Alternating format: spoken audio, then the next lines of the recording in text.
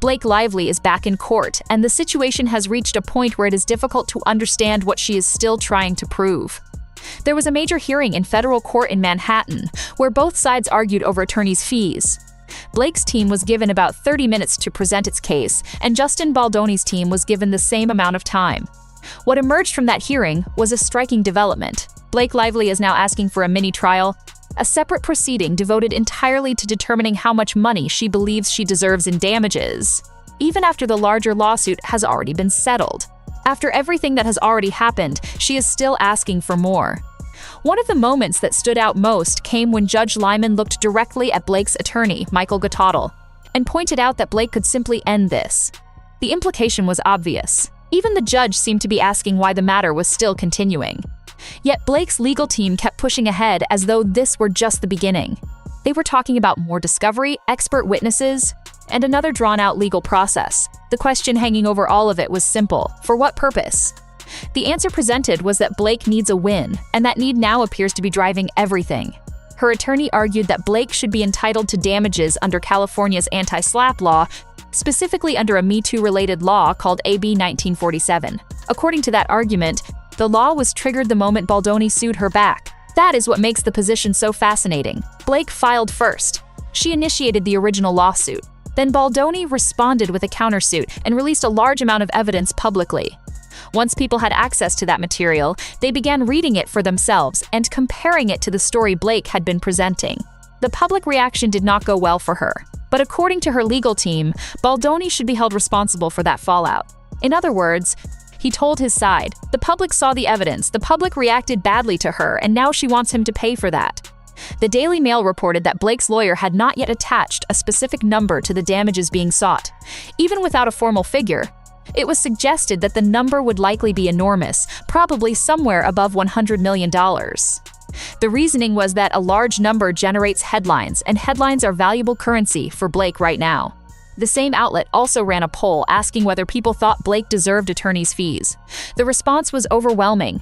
87% said no, while only 5% said yes. Those numbers reflected just how sharply public opinion has shifted around the case. What made the situation even more remarkable was the response from Victoria Burke, the woman who actually wrote and advanced the very law Blake is now trying to use. On a private Instagram post that was later shared more widely, Victoria Burke made clear that she was deeply unhappy. She said she had never imagined her bill would end up at the center of such a public storm. As the architect of the bill, she said she strongly believed in its constitutionality. But she was unhappy to see it weaponized as a public relations redemption tool by Blake Lively and her team. She went even further and said openly that she did not believe the judge should grant attorney's fees in this matter. That statement carried enormous weight. The creator of the law herself does not think Blake should receive the money. Victoria Burke created that legislation because she had herself been a victim and wanted to protect women who genuinely face retaliation for speaking up. Now she is watching Blake use that same law in a way she sees as entirely contrary to its purpose. It was said that Victoria may initially have been somewhat supportive of Blake's version of events. She gave interviews and was quoted in articles that placed Baldoni in a very serious category. But after the facts came out and after she reviewed the evidence more carefully, her position changed. That change matters because one of the central claims from Blake's side has been that this law exists for people exactly like her. Now, the woman who wrote it is effectively saying that Blake is not what she had in mind at all. While all this was unfolding in court, Blake's public relations strategy appeared to continue without pause. She posted photographs on Instagram showing herself and Ryan Reynolds, including images that drew attention to his arms, and tagged the post with Justin Bieber's song Yummy. The media picked it up immediately. People magazine and the New York Post both ran stories at virtually the same moment with almost identical details, including the oddly specific note that the food on Ryan's plate was cookies.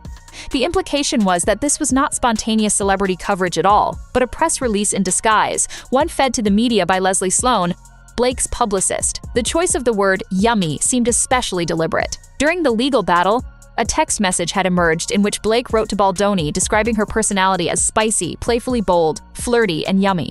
That message drew heavy attention and did not help her case, particularly given the context of the harassment allegations she had made.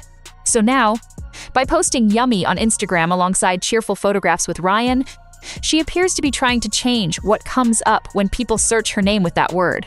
The strategy looks like an effort to bury the earlier story beneath a more flattering new one. Outside the courthouse, there was also meaningful commentary. Elsie from LCTV on YouTube was there and asked questions others were not asking. She spoke directly to Sigrid Macau, Blake's public relations attorney, and asked what had changed. For a long time, everyone had been told that Blake wanted her day in court. Sigrid herself had repeatedly suggested that Blake was ready for trial. So what happened? Why the settlement? Sigrid's answer was vague, filled with broad references to the law and the idea of Blake being heard, but it did not truly address the question. Elsie followed up with the point that the whole story now seemed to have shifted. What began as a fight about sexual harassment increasingly looked like a fight about money. That is the part many people cannot ignore. The main lawsuit, the central one concerning the harassment allegations themselves, has already been settled. That part is over. Yet Blake is still in court fighting for attorneys' fees and damages, so the question becomes what exactly the mission is now. Sigrid said there would be a great deal of advocacy work from Blake in the future, that important plans were coming. But this only raised another contradiction.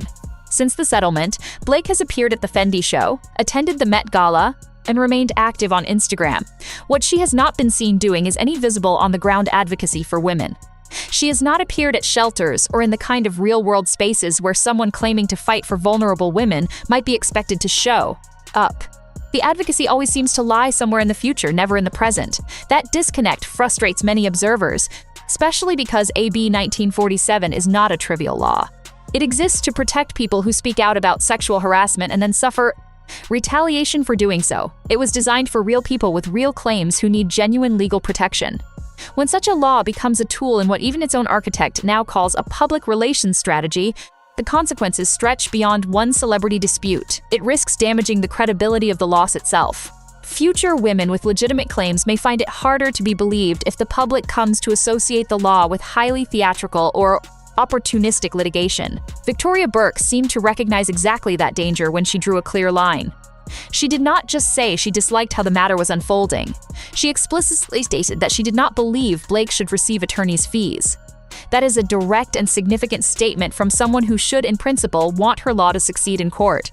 Instead, she is separating the success of the legislation from Blake Lively's attempt to benefit personally from it. On the other side of the dispute, Brian Freriedman, Justin Baldoni's attorney, spoke to reporters outside the courthouse and raised another possibility. He said Baldoni might eventually take on an advocacy role, specifically around helping people who have been falsely accused. That idea carries weight because one of the central lessons of the case is how quickly reputational damage occurs once a serious accusation is made. A person does not get to pause public judgment until all the evidence is available. The damage arrives first. The facts often come later. Baldoni lived through that process publicly and in real time. Freriedman also spoke about Baldoni's emotional condition. He said going through this had been deeply difficult, that it wounds ego, pride, and vulnerability. He described Baldoni as someone who opened himself up in a way most people do not, and said that openness was hurt. At the same time, he said the support Baldoni received from people who followed the case and believed in him genuinely helped him survive it. That assessment was presented as believable because Baldoni did not come across as someone performing a role. His messages, his emails, the way he spoke about his children, all of it felt more like a real person caught in something much bigger than expected and forced to fight his way through it. There was also a suggestion from someone close to Baldoni that he absolutely plans to continue making films. Whatever advocacy work he may take on, filmmaking is not going away. That matters because this entire conflict began with the film and then became consumed by legal battles, public relations campaigns, leaked texts, and courtroom strategy until the film itself nearly disappeared from the center of the story. Back inside the courtroom, one more detail from Judge Lyman stood out. When Michael Gottadl argued for the mini-trial, the judge said he was not trying to find something convenient for either side. He said he was trying to determine what the statute actually means. That may be the most important issue of all. What does this law actually cover? Does it apply in a situation where the person invoking it is also the one who began the legal conflict? Does it apply when the very author of the law says it should not be used in this way? These are not just questions about Blake Lively and Justin Baldoni. They are questions that could shape how AB 1947 is interpreted in future cases. This is exactly why Victoria Burke chose to speak. The matter is not only whether Blake gets her legal fees. It is whether a law created to protect vulnerable women will now be defined in the courts through a case where much of the public feels it is being used in the opposite manner from what was intended. That broader legal question is what gives the whole dispute its significance beyond celebrity. Gossip. When the entire sequence is laid out, the logic becomes striking. Blake filed lawsuit. Baldoni countersued. Baldoni published evidence. The public examined that evidence. The public reaction turned against Blake. Now Blake is arguing that Baldoni should pay because the public turned against her after seeing the truth he presented. That is the structure of the dispute as it now stands. The judge has not ruled yet on whether she will get the mini trial. He is still considering what the law allows, but judging from his comments in court, including his observation that Blake could simply end this, he did not sound fully convinced by her side's interpretation. While the court takes time to decide, Blake's public image campaign continues. From a public relations standpoint, the Yummy post is especially revealing. It was not random. None of her public moves appear random anymore. The Met Gala appearance was part of the same pattern. The Fendi event was part of it. The smiling couple photographs with Ryan Reynolds were part of it. A very specific image is being rebuilt. The carefree, happy, unaffected woman whose marriage is strong and who is above the surrounding mess. Yet at the same time, her legal team is arguing that her reputation suffered such severe damage that she deserves an enormous payout. Those two positions do not sit easily together. Either life is wonderful and untouched by the controversy, or the damage was so grave that millions are required to repair it. Trying to embody both at once is the contradiction many people have started to notice. Ryan Reynolds also continues to hover over the case in the background. Certain messages that emerged suggested that communications sent to Baldoni in Blake's voice may have reflected Ryan's influence. Blake said she wrote those messages herself, but many people who followed the case closely did not believe the tone and style matched that. Explanation. The Yummy text in particular, where Blake described herself to Baldoni as flirty and yummy while trying to persuade Tim to accept Ryan's script rewrites, was especially damaging. It became difficult to reconcile that message with the victim narrative she later advanced.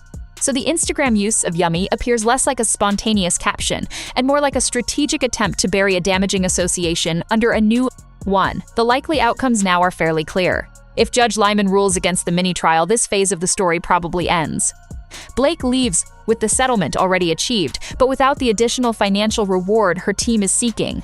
That would represent a major failure in strategy after everything invested in the case. If he rules in her favor, then there will be another round of discovery, more witnesses, more hearings, more headlines, and a fresh cycle of public scrutiny. Either way, one thing has already changed permanently. Victoria Burke, the author of the law Blake is trying to use, has said publicly that Blake is weaponizing it. That cannot be undone, spun away, or ignored. That statement now exists and will follow the case from this point on. That is why the most important development was not simply the request for the mini trial or even the debate about attorneys' fees. It was the collapse of the moral foundation on which Blake has been trying to build her strategy.